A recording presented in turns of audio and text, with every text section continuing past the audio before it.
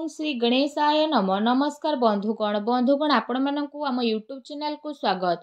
बंधुगण आजिर भिडियो आम आपण मानकु कहिबाकु जाउछु 17 तारिख एवं 18 तारिखर संपूर्ण राशिफल विषय कि ए दुई दिन आपणकर किपरि साब्यस्त हेबो ता सहित जदि आमे कहिबा केउ सबु जिनिस रे आपणकु फायदा हेबो केउ सबु जिनिस रे आपणकु सावधानियता अवलंबन करबाकु पड़िबो आपणकर लव लाइफ किपरि रहिबो क्यारियर किपरि रहिबो बिजनेस आउ व्यापार किपरि रहिबो ता सहित स्वास्थ्यर किछि महत्वपूर्ण इनफॉरमेशन मध्ये आमे भिडियो आपण मानकु देबु आ भिडियो शेष रे आमे आपण मानकु किछि उपाय विषय मध्ये कहबु जहा द्वारा आपण ए दुई दिन को आहुरि अधिक शुभ और मंगलदायक साब्यस्त करि परिबे।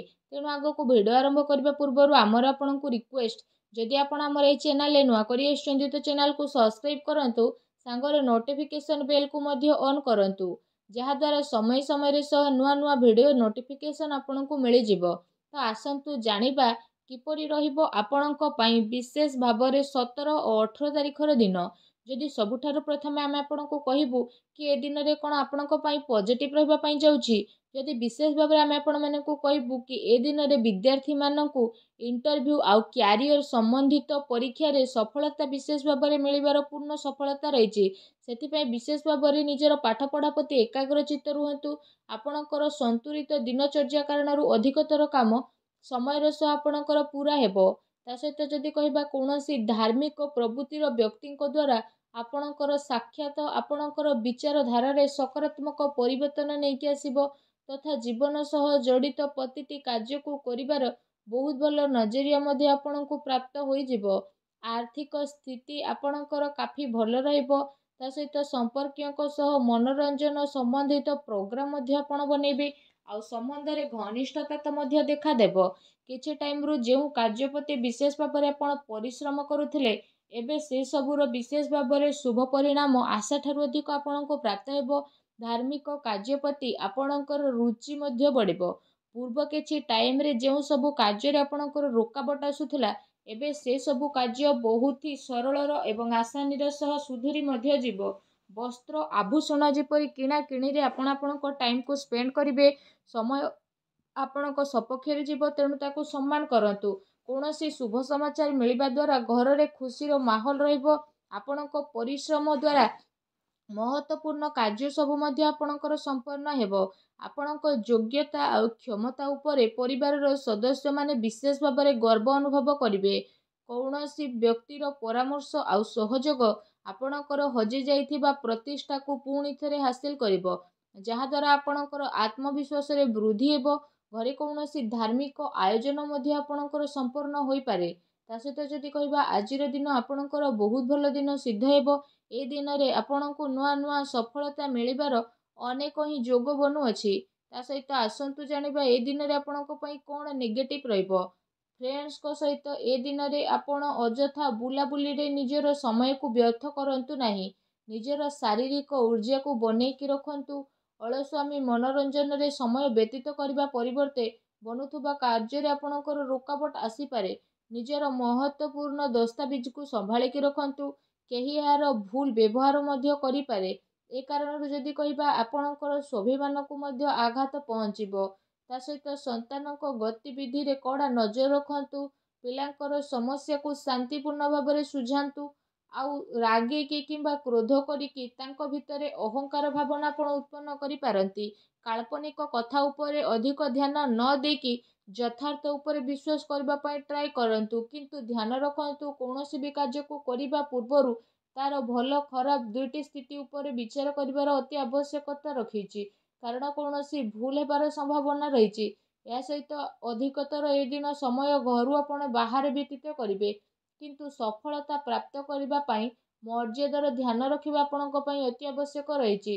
कौनसी अनुचित कार्य एवं आपणकर क्रोधपूर्ण व्यवहार आपणकर योजना को तलतलांत करिबो तेणु सावधान रुहंतु।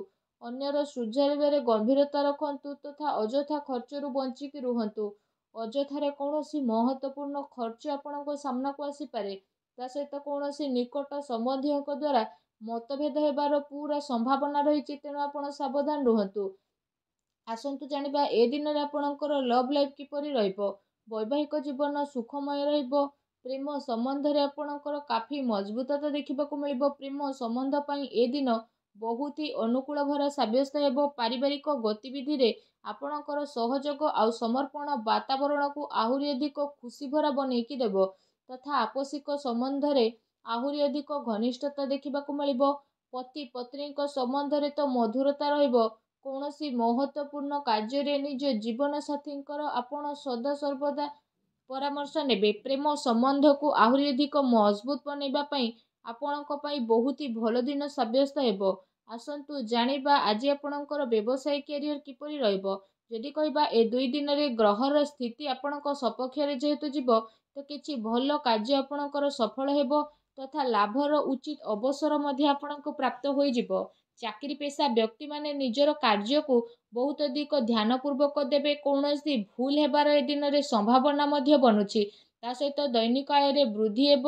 ଆୟ ବ୍ୟୟ ସମ୍ବନ୍ଧିତ କାର୍ଯ୍ୟରେ ଆପଣ ଅଧିକ ଧ୍ୟାନ କେନ୍ଦ୍ରିତ କରିବେ। କୌଣସି ବଡ଼ ଅର୍ଡର ମିଳିବାର ବିଶେଷ ଭାବରେ ସମ୍ଭାବନା ବନୁଛି। ଚାକିରି ପେଶା ବ୍ୟକ୍ତିଙ୍କୁ ନିଜର ଟାର୍ଗେଟ ପୂରା କରିବା ଦ୍ୱାରା ଅତ୍ୟନ୍ତ ଲାଭ ମିଳିବ। ଏ ଦିନରେ କୌଣସି ନୂଆ ସ୍ଥିତି ଆପଣଙ୍କୁ ମିଳିବ। କୌଣସି ବି ଡିଲ୍ ଫାଇନାଲ କରିବା ଟାଇମରେ ସମଝଦାରୀ ଆଉ ଭାବିଚିନ୍ତି କାମ କରନ୍ତୁ।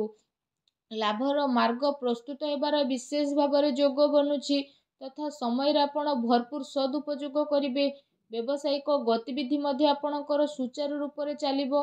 କିନ୍ତୁ ଚାକିରି ପେଶା ବ୍ୟକ୍ତିବିଶେଷଙ୍କୁ ନିଜର କାର୍ଯ୍ୟ ପ୍ରତି ଟିକେ ସାବଧାନ ରହିବାର ଆବଶ୍ୟକତା ରହିଛି। ଅନ୍ୟଥା ଅଧିକାରୀ ବର୍ଗଙ୍କର ରାଗର ଶିକାର ଆପଣଙ୍କୁ ହେବା ପାଇଁ ପଡ଼ିପାରେ। ବ୍ୟବସାୟିକ ବିଚାର ସମ୍ବନ୍ଧିତ ରୂପରେଖାରେ କୌଣସି ବି କାର୍ଯ୍ୟକୁ ଆପଣ ସ୍ଥଗିତ କରିପାରିବେ। ଆର୍ଥିକ ସାଧନରେ ଆପଣଙ୍କର ବୃଦ୍ଧି ହେବ। ତା ସହିତ କୌଣସି ପ୍ରକାରର ଅନୁଚିତ କାର୍ଯ୍ୟକୁ କରିବାଠାରୁ ଆପଣଙ୍କୁ ବଞ୍ଚି ରହିବାକୁ ପଡ଼ିବ। ପ୍ରପର୍ଟି ସମ୍ବନ୍ଧିତ କାର୍ଯ୍ୟରେ ପେପରରେ ଆପଣ ଅଧିକ ଧ୍ୟାନ ଦିଅନ୍ତୁ। ଟିକେ ସାବଧାନତା ଆପଣଙ୍କୁ କୌଣସି ବଡ଼ ମୁସିବତରେ ମଧ୍ୟ ପକାଇପାରେ। ଚାକିରି ପେଶା ବ୍ୟକ୍ତିଙ୍କ ଦ୍ୱାରା ବସ୍ ବା ଉଚ୍ଚ ଅଧିକାରୀ ପ୍ରସନ୍ନ ମଧ୍ୟ ରହିବେ। ପ୍ରମୋସନ ମିଳିବାର ମଧ୍ୟ ବିଶେଷ ଭାବରେ ଯୋଗ ବନୁଅଛି। ତା ସହିତ ଆସନ୍ତୁ ଜାଣିବା ଏ ଦିନରେ ଆପଣଙ୍କର ସ୍ୱାସ୍ଥ୍ୟ କିପରି ରହିବ।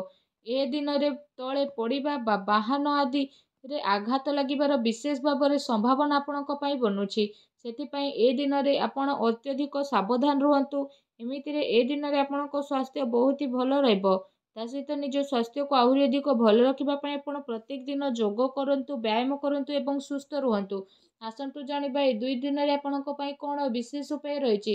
ଏସବୁ ଦିନରେ ଆପଣ ସ୍ନାନ ଆଦି ବିଶେଷ ଭାବରେ କରିସାରିବା ପରେ ନିଜର ଶ୍ରଦ୍ଧା ଅନୁସାରେ ନିଜ ସାମର୍ଥ୍ୟ ଅନୁସାରେ ଚାଉଳ, ଦୁଗ୍ଧ ଏବଂ ଚାନ୍ଦିର ଦାନ ଆପଣ କରନ୍ତୁ। ଏପରି କରିବା ଦ୍ୱାରା ଭଗବାନ ଭୋଳାନାଥ ପ୍ରସନ୍ନ ହେବା ସହିତ ଆପଣଙ୍କର ଚନ୍ଦ୍ରମା ମଧ୍ୟ ମଜବୁତ ହେବେ। ଏହାଦ୍ୱାରା ଜୀବନରେ ଲାଭ ପ୍ରାପ୍ତି ହେବ ଆଉ ଆପଣ ଜୀବନରେ ଆଗକୁ ବଢ଼ିବେ। ତା ସହିତ ଏପରି କରିବା ଦ୍ୱାରା ଭଗବାନ ଭୋଳାନାଥଙ୍କର ଆଶୀର୍ବାଦ ହିଁ ଆପଣଙ୍କୁ ବହୁତ ଶୀଘ୍ର ମିଳିବ ଆଉ ଶୁଭ ଫଳ ମଧ୍ୟ ପ୍ରାପ୍ତ ହେବ। ଆଉ ଆପଣଙ୍କର ସବୁ କାର୍ଯ୍ୟ ବହୁତ ଆସାନୀରେ ମଧ୍ୟ ବନିଯିବ। ଭଗବାନ ଭୋଳାନାଥଙ୍କର ଆଶୀର୍ବାଦ ଆପଣଙ୍କୁ ପ୍ରାପ୍ତ ହେଉ। ସଚ୍ଚା ଦିଲରେ କମେଣ୍ଟ ବକ୍ସରେ ଜୟ ଭୋଲେନାଥ ବୋଲି ଅବଶ୍ୟ ଲେଖନ୍ତୁ ଆଉ ଭିଡ଼ିଓକୁ ଲାଇକ୍ କରିବା ପାଇଁ ଆପଣ ଆଦୌ ବି ଭୁଲନ୍ତୁ ନାହିଁ। ଧନ୍ୟବାଦ।